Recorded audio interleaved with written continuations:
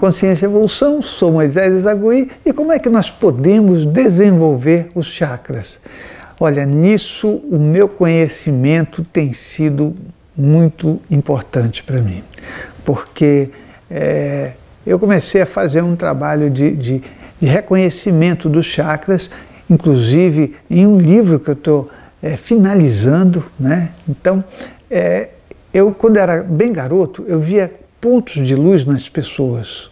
Esses pontos de luz, eles apenas representavam para mim uma coisa que era brilhante, mas eu tinha medo de falar para os meus pais, porque eu achava que eu estava ficando louco. E aí eu não falava de jeito nenhum. Mas conforme eu fui me desenvolvendo em projeção astral, eu comecei a ver com mais nitidez. E para desenvolver os chakras, isso é o meu ponto de vista, existe um esforço. Não dá para você simplesmente decretar que o seu chakra vai estar desenvolvido. E eu vou explicar por quê. Quando você pratica meditação, nesse momento você está trabalhando com o chakra coronário, porque é com ele que a gente realiza o estado mais estável do nosso ser. Então, está tudo bem. Meditação, chakra coronário. Quando você para a meditação, com o tempo, a sua consciência vai lá para o chakra no qual você tem a consciência. Mas a gente fica com a impressão de que fazer esse trabalho com os chakras é definitivo. Não é definitivo, né? O chakra esplênico trabalha muito mais quando você está se alimentando. O chakra básico trabalha muito mais quando você está tendo um contato físico afetivo. Então, quando você está, por exemplo, fazendo exercício físico, o chakra básico está pulsando e trabalhando. Agora, para que você abra esses chakras, como as pessoas costumam dizer, né, e potencialize eles, você vai ter que ficar nesse chakra por mais tempo. A consciência tem que ficar no chakra.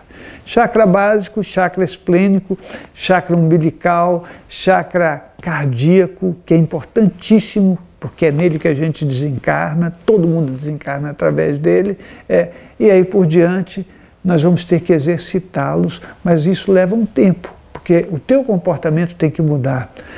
Abrir o chakra cardíaco, onde você vai conseguir uma estabilidade muito maior na parte de cima dele, significa uma mudança de comportamento que nós não estamos acostumados, mas que nós precisamos fazer. Por isso que os hindus conseguem com mais facilidade, né?